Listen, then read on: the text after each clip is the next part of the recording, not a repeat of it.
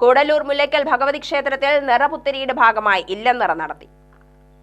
ക്ഷേത്രത്തിൽ ആചാരാനുഷ്ഠാന ചടങ്ങുകളോടെയാണ് ഇല്ലം നിറ ആഘോഷിച്ചത്.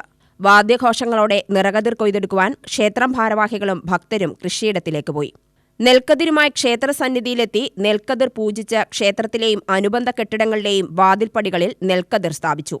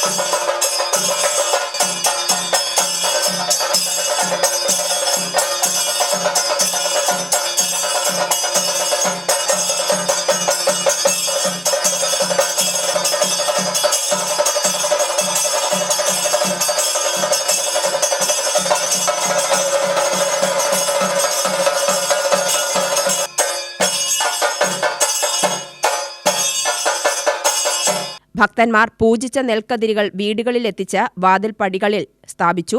ക്ഷേത്രം പൂജാരി രാമചന്ദ്രൻ ചടങ്ങുകൾക്ക് കാർമ്മികത്വം വഹിച്ചു.